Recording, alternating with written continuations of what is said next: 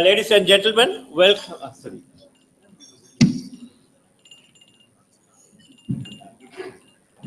Welcome to the final session. Okay.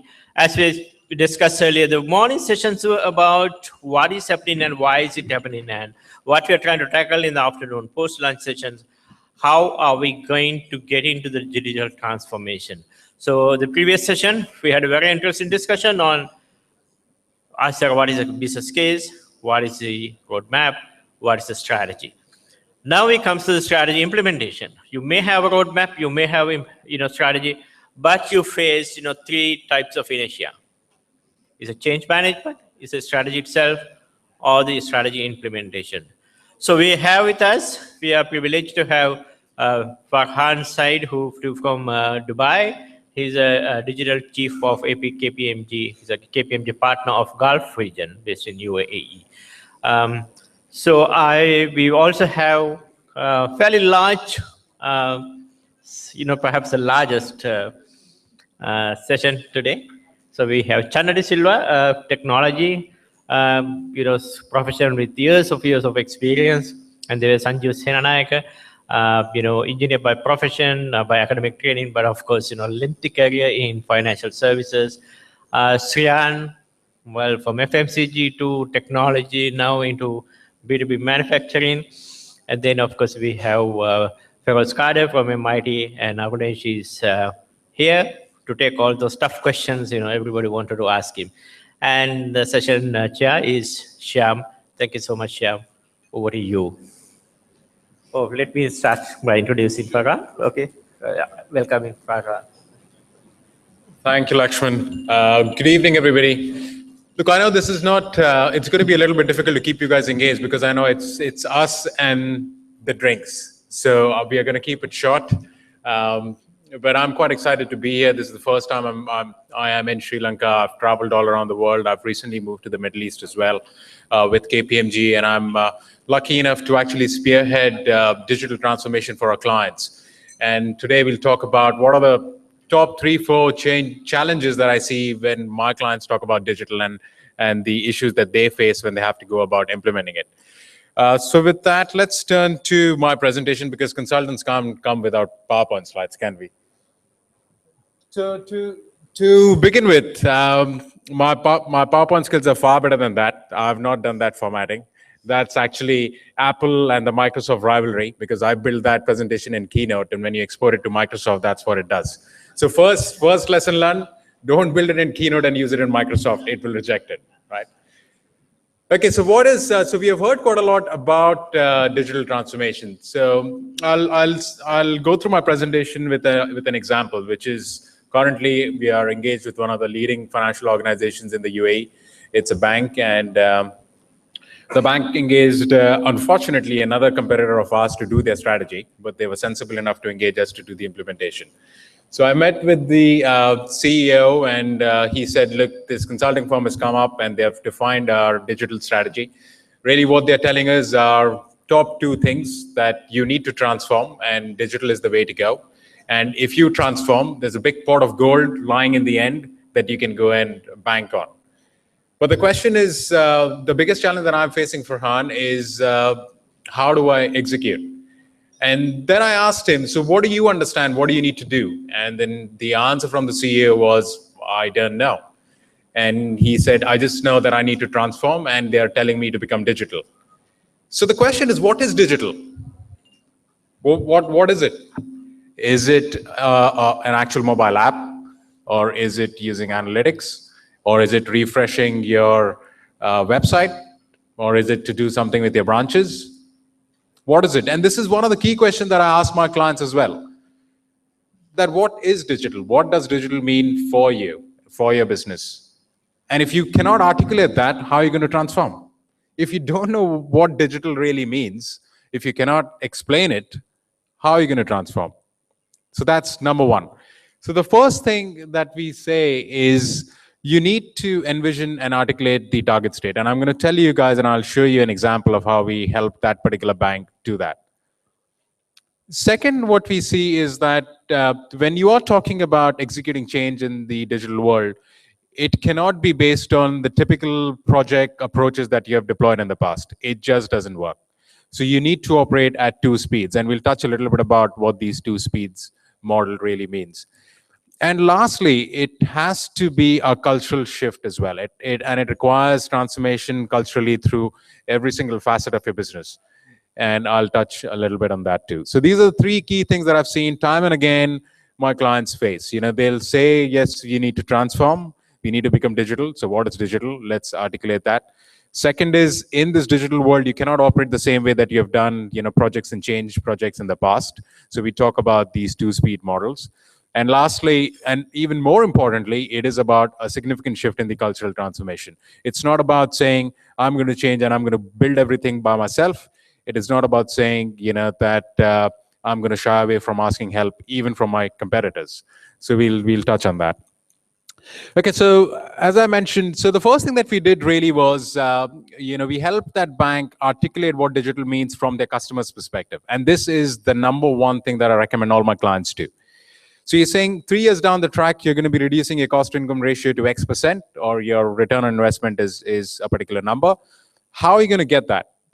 You will only get that either by increasing your revenue or by decreasing your cost. And if you have to increase revenue, you need somebody to buy from you.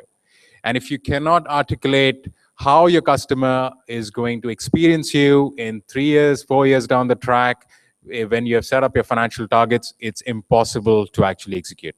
So if you look over here, this is actually an example. This is for a retail client that we're doing as well. Is we are saying in 3 to 4 years' time, for that particular customer segment, what will be the experience that you will deliver as an organization? That is very important. And you have to go through the entire experience thinking to say, okay, in 3 years' time, we expect the customer to find us in this particular manner, to evaluate us in this particular manner, to actually deal with us, and then become our advocates. So that's number one step. So after we did this exercise with the executives, they found that very valuable. And mind you, we didn't do it just with the guys who sit in the office, right? We actually spoke to their customers. And that's one of the most important lessons learned as well. So organizations say, oh, I've built a website and I've built a mobile app and I've launched it, but there is zero uptake. Why? Because they have not gone and asked their customers. It's like going to a tailor and saying, I need a suit, and the tailor is stitching the suit based on his measurements, and then wondering, why doesn't the suit fit me? Think about it. And how many times do we do this? All the times, right? We think that we know, and we sit in a room and we actually design these experiences. So that's one. Second, most importantly, when you want to execute this, another big challenge is what sort of skills are required to execute this. And it's very different to what skills we have in our organizations. We need design thinking. And I can talk quite a lot on this, but just to reflect on this. Design thinking is actually a very different skill set. And it's very, very difficult to find in today's day and age. Second, we need an innovative mindset. We need skills in marketing because it's all about the customer in the end. We need skills in technology. And most importantly, we need skills in change management. So all of these skills put together, it's a very different fabric that you need from a talent perspective to actually execute this. Where do you find this? So we started to talk to the executives to say, are we really positioned in this bank to execute on this transformation? Do you have these skill sets? And the execs actually came to the conclusion that we don't have this skill set. And where do you go and hire them? So do you go to an ad agency because the creative guys are sitting over there? Or do you go to a marketing firm? Or do you go to an SI or an IT company? So it's a combination of the lot. And even when you go out to the market and you start to bring these people on board, trust me, banks are not that cool, and the new guys don't want to join them. So it's very difficult to retain them. So there's another trend that we are seeing across the globe where banks, telcos, retail companies are actually creating what we call the innovation labs or those digital studios. So this is a very different way to actually execute. And if you look at that, that's a picture of Visa's innovation lab. There's one from AT&T. The other one is from Standard Bank in South Africa. So we are seeing that to attract talent, organizations need to actually invest in creating a very different infrastructure today as well. So, and this infrastructure allows you to attract the talent and then start the change journey of operating at two different speeds. And I'll give you an example. So when you set this up and when you start executing a digital transformation, these guys said, okay, we know that traditional approach to projects is not going to work. So we are going to do agile development. And then they said, okay, what is agile development? Probably most of us have heard there's sprints and you do projects in shorter time frames with minimum viable product definition and so on and so forth. But say 3-week sprints.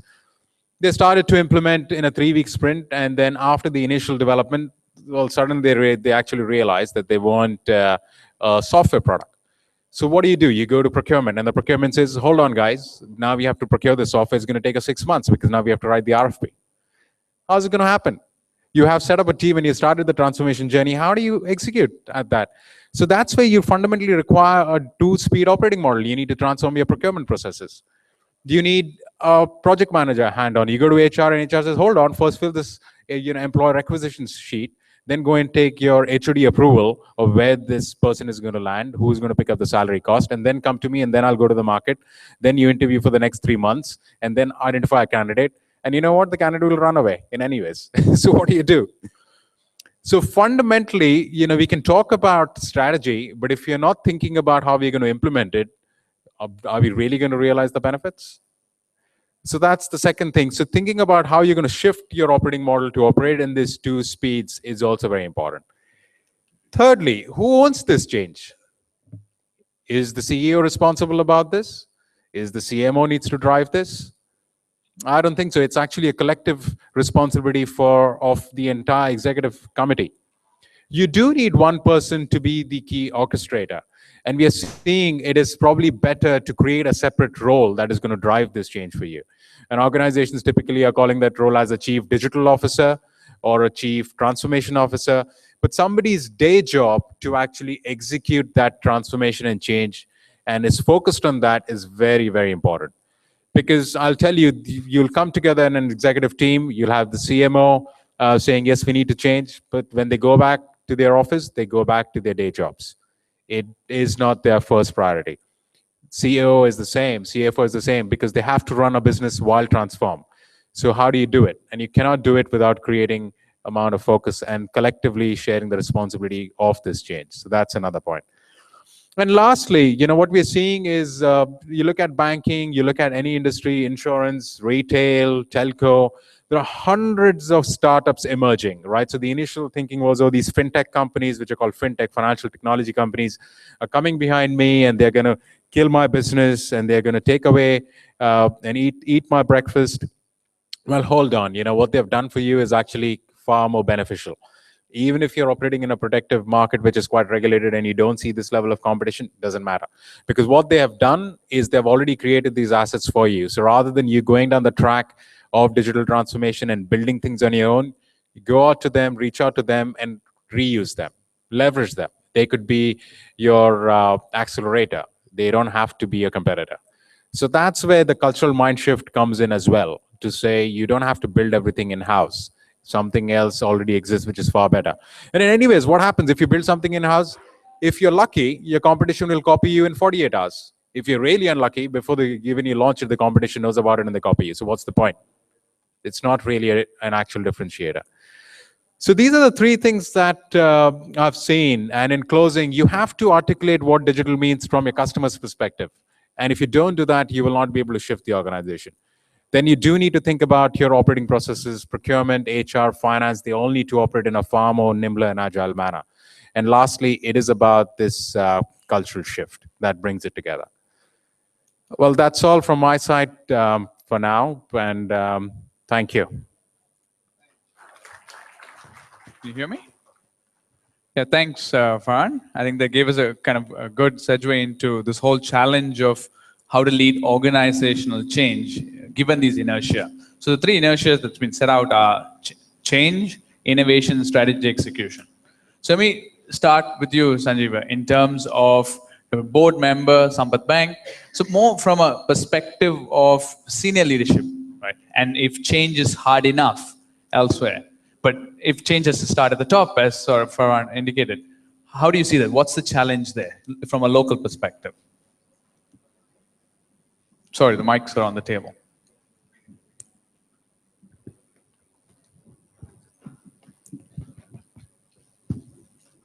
The mic's working?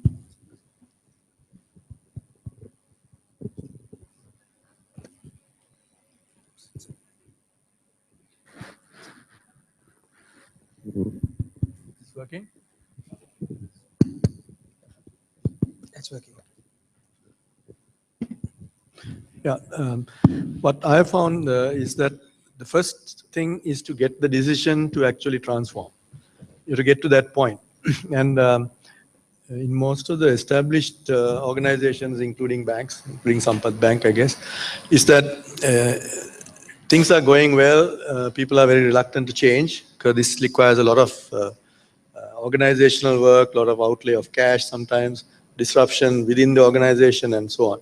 So what I found in my particular instance is that rather than just talk of return on investment, you can focus on where your return on equity is going to be 5 years' time if you don't do anything. Because everything is tightening. I mean, the margins are tightening. It's quite fairly clear. Although the volumes are growing, margins are tightening. So if you don't do anything to increase that and to improve your, well, in the case of banks, non-performing loans and so on, you know that in 5 years' time, you're going to be in bad shape. So that gets attention first. You have to show it by numbers. You can just take your projections and reduce the margins and show that. The second aspect is in resistant organizations, I think it's always good if you can have an example to show where it's worked. Because then it's very clear to people who are not even from the same industry that actually it has been done and it has been proved to work. And we need to look around in other countries with similar backgrounds rather than in Sri Lanka itself, because here everyone seems to be waiting to, sort of breathe. So what do you think is the board's responsibility in this from a leading change? If change is hard enough in an organization, what should board members be doing, and what's the digital outlook they need to be having? Well, as I said, it's a mixed bag of people, different backgrounds who come in. So they're not all digitally clued in, if you like. So these are the things that you need to show where the progress of the bank is quite clear if you go on this path. So as I said, where you might head if you don't do anything, because it's very difficult to quantify what you might get in 5 years' time straight away. Then the question of competition. We can see the competitors are going into this area. They're going into digital analytics. They're becoming, I mean, they're obviously using a lot of digital channels and so on. So you can see that if you don't do anything, you're going to get left behind. That is the main thing to raise the concern. And then I feel that the expenditure that you got to put in and all that part becomes seen in a different light. And once the board decides, once the CEO is on board, as Farhan was saying, you need to have someone to drive. And if the CEO is not convinced, it's very difficult to get it moving. So I think that's the best thing. If you can find good examples elsewhere, seeing how they do it, it worked, we can do it ourselves. If you don't move first, somebody else is going to move in. I think that's the kind of argument that works in most of these established organizations. Okay. If I may just say one thing. I mean, if you take Sampath, when it started up, they are the ones who brought in linked banks, linked branches, ATMs, credit cards, extended hours, so many things, because they were a startup. But once they became established, I think they tended to follow the same path as the others. So now it's a question of reviving that spirit and taking, so we have some history then. I think we can leverage. So if I can just segue from that to you, Shriyan, in terms of from a CEO perspective, right, and given these forces of change that are out there, and that both at the customer level and probably at the board level, shareholder level, there are pressures on both sides. How does somebody leading the organization deal with this? And is the CEO the block in many places? My short answer is yes. that the CEO is the block? I put a lot of emphasis on the role that top management needs to play, CEO. And I think the problem is they are good, as in they know their business, they're competent and confident.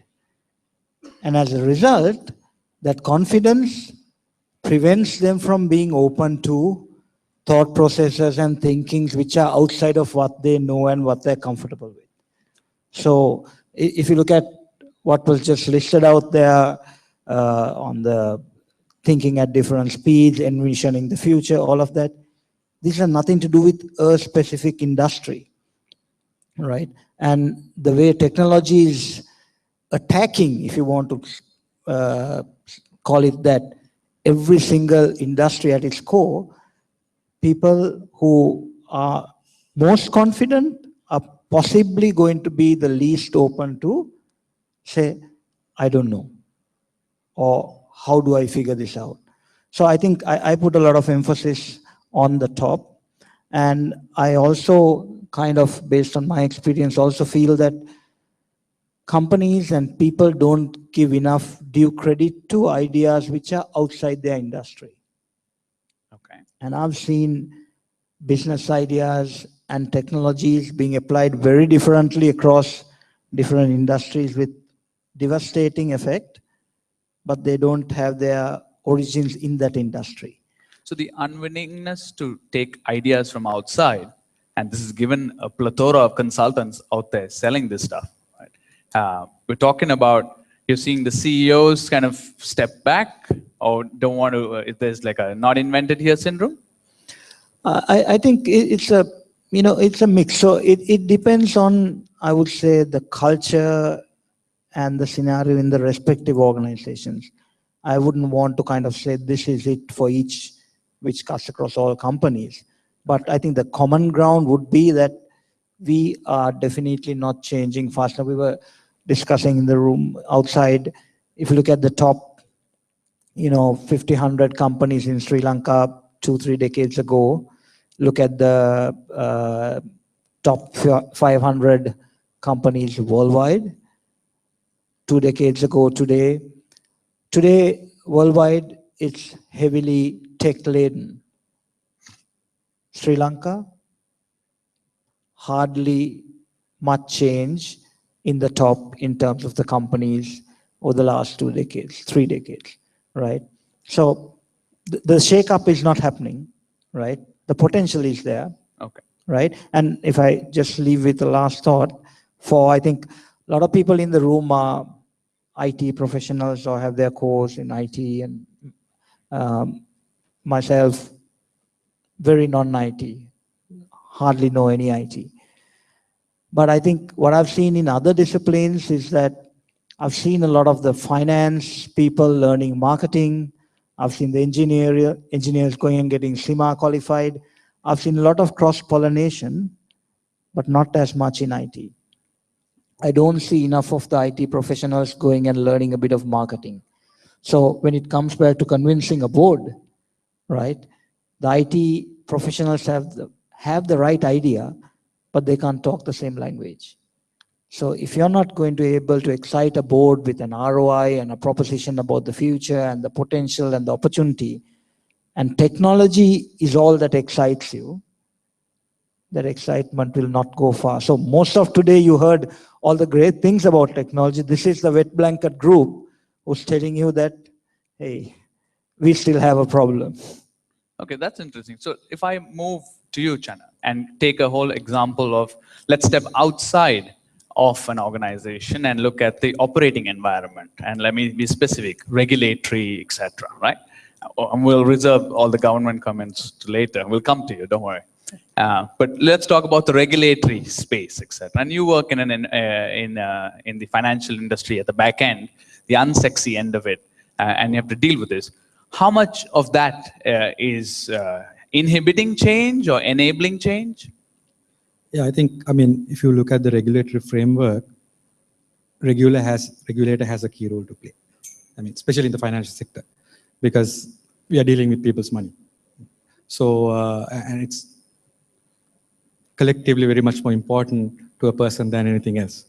So in that sense, the regulator has a role in terms of putting right regulations in place so that it becomes an enabler. Not that to prescribe this technology versus that technology, but setting up the path, setting up the roadmap. Having said that, I think once the regulations are in place, the regulations alone is not going to drive change. So what I have seen, I mean, especially working in the financial sector, is three things actually drive change. One is, as Sanjeeva said, competition. For example, I mean, this is a bit of a controversial subject. The telcos are eating into banking business, right? So unless the banks wake up and do their bit and go into the market and capture, try to capture some of this, they'll be overrun. So they have to respond. So that is a change in itself. So, I mean, if the boards don't change, they see this picture, they will be overrun. So they have to respond. Two other things is, one is the customers are also becoming demanding and requesting technology to be used for payments and other means. So unless those things are provided, somebody else will. The PayPals, the whoever out there will do that. So that is going to affect the business. The third thing is the employees themselves. I mean, the new generation. I mean, my kids, always on Facebook and other things and social media. So, I mean, the hiring process has changed. Now, a lot of people go to LinkedIn. So, I mean, changes are happening. It's slow.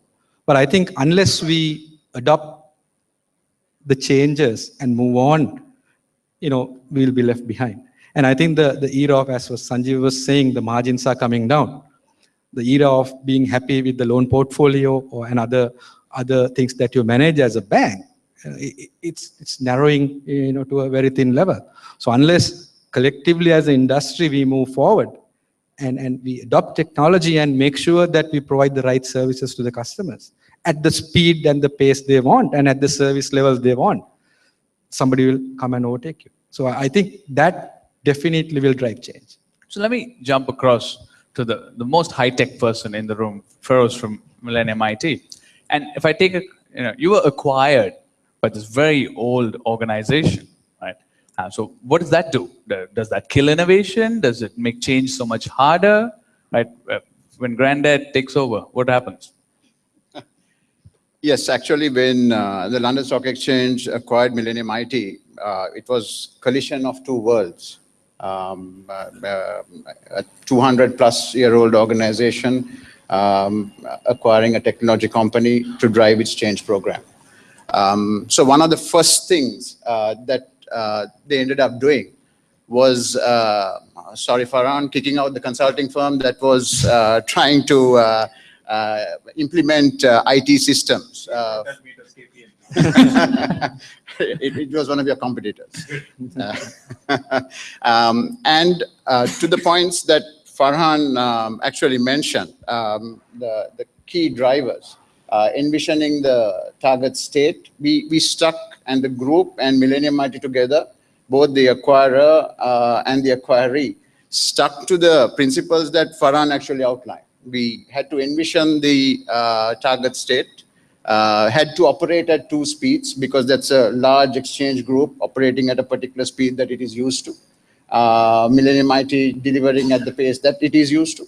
And also making a cultural change. It was the most challenging one, however, was the cultural change to bring, as you pointed out, Granddad and the teenager together to talk the same language. Now that change was driven, I would call it somewhat of brute force change, coming right from the top, where the change was owned by the CEOs of the respective companies. So that was one of the success stories in terms of bringing an older organization and a young organization together and to drive the change program. Okay, interesting you said brute force, that in terms of if there's not enough people willing to do it, a few, and we spoke about this as a team, has to drive that. Right? Over to you, Peter. In terms of the perspective, and you're from government, so I'm going to ask you to keep it short. right? So that we can get on. From a perspective of how do you drive change? Is there a lot of expectation on behalf of the government or ICTA to enable this change environment? Fundamentally, do Sri Lankan companies expect the government to do this change instead of changing themselves? I can't speak for the companies. I think that's hopefully there are specific market forces would cause them to change. The government is a completely different kettle of fish in terms of what kind of market forces. But then again, we have seen the changes, for example, social media. I think about 2 years ago, I don't think there was hardly any of the politicians on social media. But now everybody is on social media because they're Not all in a nice way. it's a learning curve for them because they don't really understand how social media works and how we are supposed to interact. But they realize that if you're not on social media, it has an impact on your ability to be elected. So therefore, it's an existential question. If I'm not here, I'm not going to get... So the good news about that is it's forcing the top, the very top, to actually use technology and start using technology. In every single day. I mean, some of them post every single day, but I wouldn't say that the posts are brilliant, but at least they're trying. That's good news.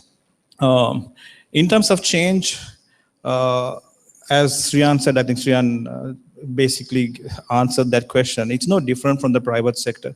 The executive, if he's on board, if he's on technology and he's willing to drive and he's an adopter and he's a user, it automatically filters down to all the people. So if you look at government, there are specific organizations where we see the leader really using technology, and it has started filtering down rapidly. And there are organizations that it hasn't happened. But the good news is, I mean, if you take, for example, let's say health, 1.5 years ago, it would have been a very big challenge for us to work in that organization because it works in a very structured manner, which is oriented towards health, is what I would like to say. But now we are sitting down together and doing 3-year, 4-year strategies, incorporating technology into every aspect of health. We are implementing 45 hospitals where the patient information will be captured, which if you ask me about 1.5 years ago, it was a pretty, I would have said not likely. In 3 years, what do you think caused the change? Other than the change of government, the change in the top is I would say the biggest catalyst, because there is a very clear direction and a desire from the government, from the cabinet and from Prime Minister, President, that these technologies have to be implemented. You take pensions. To pay 100 rupees, your cost is 60 rupees. I don't think we have that kind of money to throw around anymore. We need to reevaluate, relook at every single area. And these things are going to drive change right down. So people realize it. The government people also realize that they have to bring in technology. Otherwise, their future itself may be in question.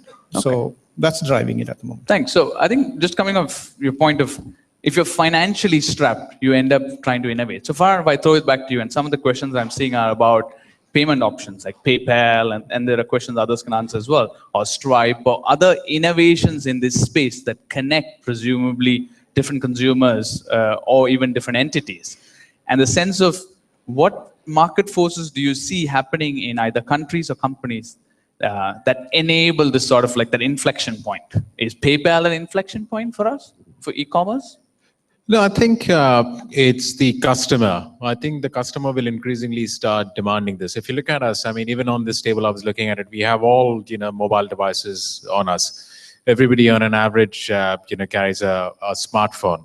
I mean, just with a show of hands, how many of us have a smartphone in this room? There you go, practically everybody. So that drives that change, right? I mean, it is very difficult for me to drive to a branch, park my car, then go over there and actually do a bill payment. So if one of the banks as well lead this change and they actually introduce this service on a mobile device, the adoption will be phenomenally fast. The only thing that we need to take into consideration is in this whole digital world, trust is a very important factor. So if I can trust the bank that if I'm making a payment and the payment is going to get settled, then I don't think so there'll be any impediment to adoption. And once that happens, and if one bank does it, or if one organization does it, then everybody else don't have a choice but to have to follow. So just pushing back on that, what's stopping somebody if they understand that, right? They literally understand that trust will deliver value. What's holding back companies doing it? If they are in the brick and mortar space or offline, what's holding them back? Go out and do it. I think it cannot be pointed to one factor, and I think it's probably a number of factors. One, as I think when we were initially discussing, it's that self-efficacy. So am I going to get this right? I'm going to invest in this. Is there a clear return on investment? And if there is, who else has done it? And I think a little bit inward looking, has anybody else done it? No, then let's wait. But that waiting game one day has to stop because somebody will do it. And I think what has happened is that historically, technology investments have been quite expensive, but we know that over a period of years, technology cost has come down significantly, and it's only going to come down. So that makes it far more easier for somebody to take that leap. And I think if you have the right regulations, and I was hearing from Peter's speech that the government is spending a lot of time and effort in actually strengthening the actual regulations around this, which only means that the trust in the customer is going to increase, which means the demand is going to go up. And if the cost is coming down, the demand is going up, so it can happen anytime. Okay. It should happen, in fact. So, Channa, just if you can jump in there in terms of this point you raised of, are the others doing it? If they're not doing it, why am I doing it? I don't want to be the first one and end up losing money. And you seem to, since you work at the back end, you see a lot of guys, right? And do you see this happening, that we're in a circular argument of if another Sri Lankan company is not doing it, well, let's not do it, and No, I think that's probably the old school of thought. But I think I see things changing. Now, for example, I don't think we heard it. Is it yes or no? Are the Sri Lankan companies slow and therefore looking for somebody else to do first and waiting? It's a waiting game. well, I mean, again, that's why I say it's old school of thought that You don't want to Sri Lankan lose your companies are slow. customers, do you? Answering that question. Things are changing. Okay. Right? So things are changing. I mean, I see that happening in the banking industry. I mean, more than the industries now, and people are actually responding. I mean, as I said, based on the three forces I described earlier. I mean, a simple example of writing a check versus sending that same payment through digital, right? I mean, you are logging into a ERP system and you're authenticated, right? And why do you have to take a printout and sign a check and send it when the actual payment can be directly integrated with the bank? It's a bank-to-bank payment. So I mean, the systems are available. So the field of signing that check, that's the old school of thought. But actually, surprisingly, we've looked at some of the numbers. I mean, we thought the volumes of checks will go down, but it's been growing. So again, you might think that people are not moving away from checks. Then we went drilled further down, found that actually the growth is happening in North and East, not because people are not moving to digital, right? So I think if you really wear that hat and think that the people are not changing, then you might think that checks are growing, think people are not moving.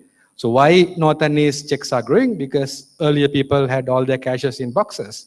Now they're opening bank accounts and now they're writing checks. So I think the growth part for checks and other things, more than the digital instruments, growth is not necessarily because people are not adopting technology. People are. So where we see the digital payments and other things are growing. So obviously the volume of transactions which are happening from cash is slowly moving, which means people are changing. But that change, whether it is, for me, it's slow. But I think you can't change sleeping beast overnight. But I think those three forces I described will definitely force things to happen. And I'm pretty sure the banking industry, at least, I see the good signs, and they are rapidly changing, especially to cater to competition. Okay, so if I jump to, so he spoke about slow changing environment. So, you're in this environment where it's probably it's your global competitors, right? So you're working in an environment where there's somebody out of anywhere in the world could create better platforms for your customers, etc. So does that what makes, so it's a Sri Lankan company, but can innovate far faster because it faces competition from across the world rather than local competition? Yes, so our tagline is innovation is power. So if we, as a company that operates in a global landscape, stop innovating, stop thinking about change, and change does not happen every day, we know that we'll be dead. So change and driving change is in the culture, in the DNA, like I mentioned earlier. It's very important to embed it in the culture of every new employee who comes in, that this is an organization which will keep changing and will keep evolving, and we will be looking at innovative ideas right throughout, and that is what will make a difference.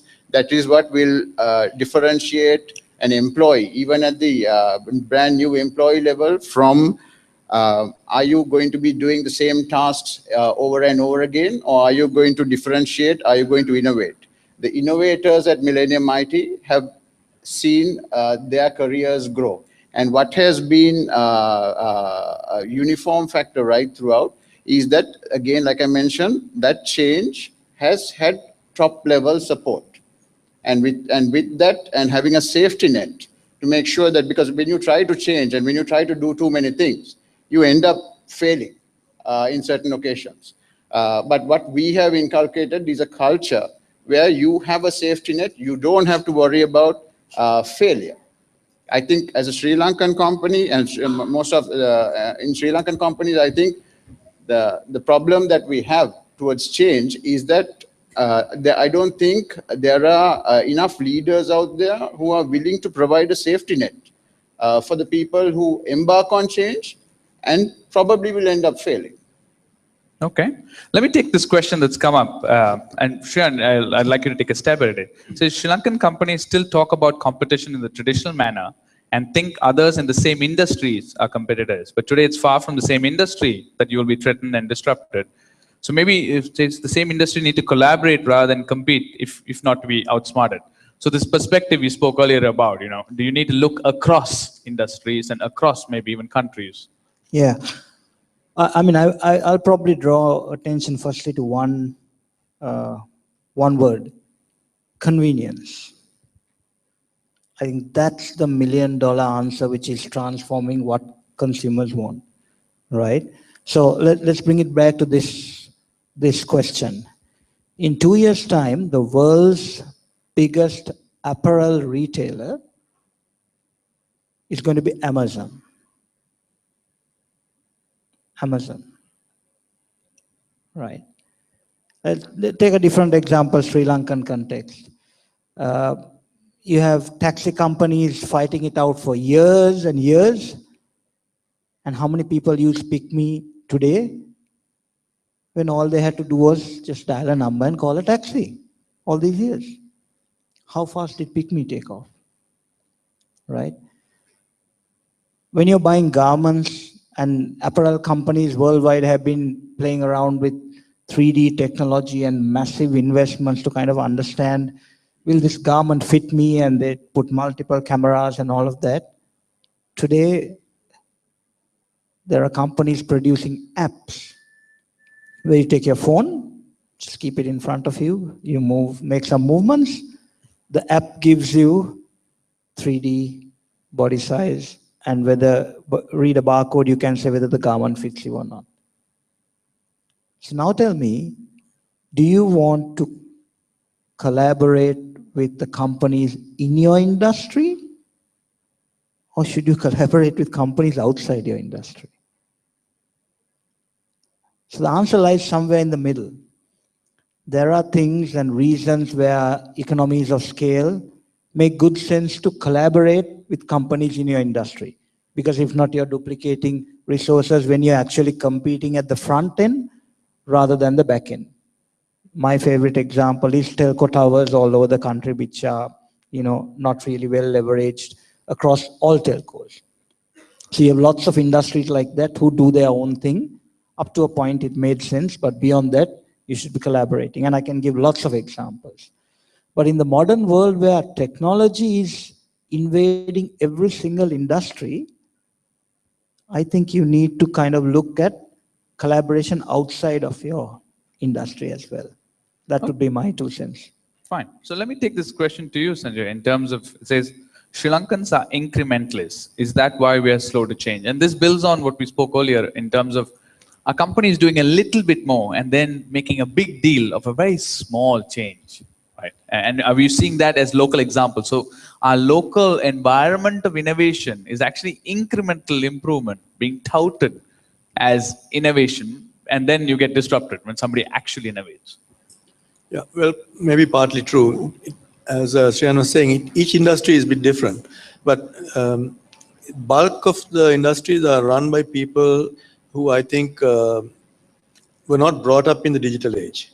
So now the demography is also changing. You know, not only customers, even owners of businesses, people who run financial institutions and so on, are also getting either getting younger or they're getting more exposed to new ways of doing things. But I think they still find difficult to make connections between innovations in different industries and one's own industry. They might see lots of things happening. They might be actually using some digital services in other industries, but they find it difficult to relate it to their own. I was thinking of suggesting to Lakshman, for instance, to have some industry-specific seminars. Then, as you can see, most of the very senior people are not here because they feel it's too vague. They can't really see the connection. They may not see the value. But obviously, there is value. But if you make it more specific to a particular industry, I think you might get a turnout of higher level individuals. So I think this incrementalism has been happening, but I think it's about to change, mainly because of the demography and the pressure of competition and the fact that costs of doing business through these other means are going to be much less. And I mean, Sriyan was talking about telco towers. We can talk about ATMs in the banking industry.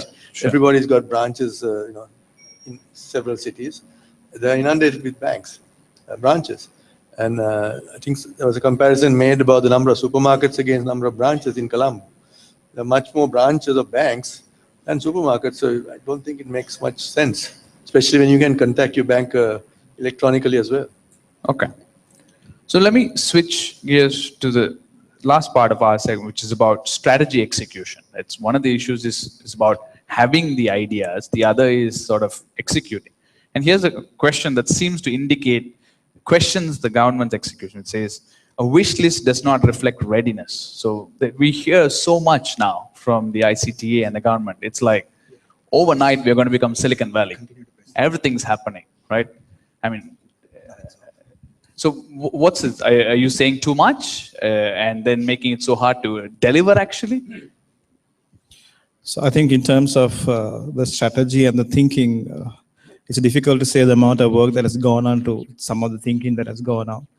Some of it has been very quick processes. We understand that we have to make these specific leaps. But I think the game changer is the fact that there is executive drive. I think if there's another, I was just seeing a statement by that people also talked about where, in the past we have had so many projects, but nothing has got delivered. The game changer is that for the first time, to be honest with you, that's one of the reasons I joined the ICTA from the private sector, is because for the first time I saw executive drive, which I realized was going to make a huge difference in terms of what can be implemented. Obviously, we are not going to have 100% implementation. That's something that we are quite fine with. Obviously, we are not going to have 100%. But we realize that there will be levels of adoption across. Even if we don't have 100% implementation, there may be 20%, 30% adoption ratios also coming in. But the absolute game changer is the fact that a lot of the initiatives that we have done has executive drive behind it. It is not just somebody's wish list. It is a wish list that goes right to the executive level of government. And therefore, you can see the drive coming down from different levels. You have a minister who's extremely aggressive, I think you know that, who wants to know what exactly is going on, where it's going, what's happening with this, what's happening with that. And he's very vocal. And that's one of the reasons he was actually put there, I believe. So that's the change that is required for us to deliver this. And I'm very optimistic that we can deliver a large amount of it. And we can make a change. So just to jump in there and see, if one of the principles of execution is to sort of have like a scoreboard, right? So everybody knows what you've done. And Would you be open for that, so that there's a sense of, as a private citizen, we would know what are the things that, how are you tracking against these? So we have a couple of one of the things that we always have is an M&E program which actually measures outcomes, outputs against every single project. Our website is being geared up so that all of that can be shared, so that citizens can actually see this. The challenges that we've obviously had is two speeds. Is something that we face every single day. We want to drive very fast, but then there are processes that prevent us from driving as fast as we would like to drive. So with processes, you will have two challenges, especially in government. There is the process, the reason the process exists, and the process that is required to change the specific process. Which is itself is so long. So both have to be looked at. So ICTA is essentially very private oriented in terms of its outlook and the way we drive things. But we at the same time need to be sensitive to the government processes, because obviously everybody is concerned about methodologies, corruption, etc. So we have to balance things out. But as I said earlier, the game changer is executive drive. Never seen something like this before in government. So sort of, yes, in terms of there will be more visibility of these moves. Yes, Right? There is, definitely. and We have been told by our CEO, etc. Every single project, every single milestone that is relevant to the public must be shared. Okay. And hence, So just to jump in, Farhan, if you can just take us through, execution seems to be a big area. So one is having the right ideas, whether it's the board or the CEOs or even the shareholders are willing, but actually getting yourself to that target state, as you said. Right? What are some of the challenges that you've seen across your multiple geographies that you've had experience in? So one of the things, and I was actually, reflecting on the comment which was made earlier, that probably Sri Lankans are incrementalist and hence the change is slow. I actually have a counterpoint to that. I don't think so big bang change ever sustainable or sticks. If you say overnight, I'm going to make this mega change, it'll 99%, 100% fail. So making these small changes is important. And I think building on that momentum is far more important. So when organizations start executing, I think if you execute in smaller chunks, I personally believe that you'll get far more ahead than waiting for a mega change overnight, because organizations just don't have the self-efficacy to do that overnight. So coming back to your point, I think smaller steps planned with clear milestones, a culture of accepting that sometimes failure is not bad. You might get certain things wrong. And especially in this whole digital world, it's not really technology which is a limiting factor today. It is our imagination and what we can do with it. So in that, you can imagine things sometimes which can go wrong, so which is okay. But the only thing that will come out well if you do this incremental change is that your impact and your exposure to loss or to risk will be far more lower. Okay. So just on this whole issue of execution, and Sharon, if I could just reach out to you in terms of what are your experiences in terms of what are the major impediments to execution of this whole digital strategy? If an organization is trying to move, in your personal experience, what have you heard? From an organization perspective? From an organization perspective, or even from a leader's perspective, what's, Well, organization perspective, I think today it's rarely about the money. Although people would like to talk about that as a reason, and we talk ROIs and all of that. Frankly, when I look across most companies and look at their total investment portfolios every year, IT components are pretty small. Technology components are pretty small, right? So today, if you ask yourself what's driving the world, is it people or technology? That's a tough answer. Because as a leader, because you're working with people, you'll have to say people. But if you take a step back, you'll find that the technology is probably causing more havoc across industry, business, and landscape than people today. But where the money goes is different. So in most cases, the companies have the money. So I would start by saying resourcing is not the constraint. So it's going to then boil down to saying, do you have the right mix of people to carry the execution through? Have you envisioned the state that you want to get, and you're really staying true to that focus? Because I think, I'll have to take a chip at this at national scale, because there was a question around some of the changes and the speed of change. I saw somebody ask Microsoft, Sriyan, will you agree that Apple and Android have outsmarted Microsoft? I didn't want to ask you that question. Loaded questions, right? But let's put it this way. Let the numbers do the talking. So if the numbers do the talking on, let's say, mobile, Android's gone places, Apple's gone places, right? So you have an answer there, right? Similarly, in the global competitive landscape, Global Readiness Index, when I joined the tech industry, Sri Lanka was ranked 60 through 63 worldwide. Today, we are 64, 65, right? So that answers this question of incremental change. It's not so much whether are we incrementalist or not. The reality is that the other countries are changing faster. So it may not matter that we have changed, because if somebody else has changed faster, we are still same place. So I think in some cases, what I find a bit of a problem is that we have very visionary leaders, people who say, here's the state in 5 years' time, and here's all of that. But nobody's willing to look back in 2 years and say, okay, I said in 5 years, this is this. How am I tracking? It's easier to talk about a new 5-year plan, right? And I think if we can switch that mindset, the execution piece will get forced on you. Put a stake in the ground. This is where I'm heading. And look, if 1 year, 2 year, I'm not heading well, damn, don't always go around changing the goalpost, because that's the most easy, convenient thing to do. Fix the execution piece. Find out where the blocks are. Remove the blocks. You might not get to that place finally, but I'm very sure you would have got further than if you're so willing to change your goalposts.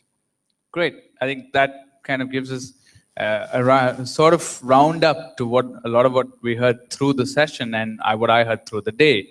It's not about the money, people. It's about leadership. It's about accountability. It's about ideas. And I think so today for me, and I think for most of the panel, was all about hearing these ideas.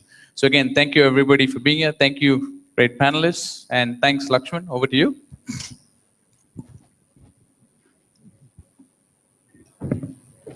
Thank you so much. I'm skillfully moderating this session. Thanks so much. And I was looking at this panel. I mean, this is like United Colors of Benetton. Oh, it's a diversity, it's a celebration of Sri Lankan diversity. There are two from Tamil community, 3 from Sri Lankan Sinhala community, and 2 from Muslim communities. I just, made that observation. So thank you so much, panel, for joining us today and doing this wrap-up session, which was we wanted, serious thought leaders to come and share with us what are the challenges ahead and how we can overcome those challenges. Please put your hands together and thank our panelists. I know that it has been a long day, so I'm not going to take too much time, but I would like to thank everyone. First of all, being such a wonderful audience. It's 9 hours and 10 minutes and 35.5 seconds. You have been sitting here. And that is quite a lot, because in an average, regular, normal, working day, you don't do that. Okay, so that shows the enthusiasm as well as your commitment. So we also would like to thank all the organizations you represent here and sending you. We have close to 300 people, in this room we had. We also would like to thank all our partners, all our sponsors, Sampath Bank, Millennium IT, and Microsoft. All 3 companies have been long-standing partners of our events. And we continue to look forward to your great, support. We also have the support of, Cantor, TNS, Storyline, and the 2 professional organizations which offered CPD hours. So anybody who is here from either CIM or ACCA, please contact your respective organizations. Finally, thank to all our speakers. So we had 29 speakers today, and that is great about our format. Our format allows us to bring large number of speakers in a very short period of time, within a day. And also I believe one reason why our panel discussions are highly dynamic and very progressive, and there's a huge amount of interactions. And first, I would like to thank all the chairs, session chairs, and all our session chairs were hardworking session chairs. They did research to study this topic assigned to them. They contacted, the speakers and panelists. Some of them had, face-to-face meetings, and there's so much of hard work goes into make a panel discussion. So it is not that they just met here today. Even before before each session, the session chair, host a meeting for the 30 minutes right at the mahogany room, so to have a warm up. And all these contributions session chairs made, I think are invaluable to make these sessions successful. And of course, all our keynote speakers, we had large number of keynote speakers. And Avnish, thank you so much for the second time representing a guy who is not as good looking as you anyway. And of course to all our panelists and my heavy colleagues and folks from our office. So thanks so much. So before I invite you to the most pleasant part of the most look forward to part of the day, your summit experience doesn't end now. Because please feel free to visit our website lbo.lk/summit. You will see loads of stuff there. By end of tomorrow, we will upload all the presentations speakers had shared with us, so you could go back, because some of these I'm sure that you didn't have much time to read some of these complex slides, intricate details. So please do visit. And we have also some content coming from Microsoft and TNS. We have created mini sites, and we keep uploading white papers, videos, etc. on areas related to the subject. We will also try to get answers to the some of the questions which are not posed to the session panelists. I can't promise that, but we will try our best. And if we get responses, we will certainly email you. So that's and also I would like to make an announcement. Okay, 12th of July, we'll be having annual brand summit. And that's going to be a very, very interesting topic, that is building globally competitive brands. So it is valid for all the brands which are working inside the country, okay, defending their position against foreign brands in the domestic market. They got to be globally competitive, even though they don't have aspirations to go beyond the shores of Sri Lanka. At the same time, there are aspirations, some of the companies, brands, and reach out to global and regional markets. So that's going to be a very exciting summit, and we will share with you all the details. So that's it. So with that, I would like to conclude these sessions. And once again, thank you so much, and please join us for cocktails. Have a nice evening. Thank you.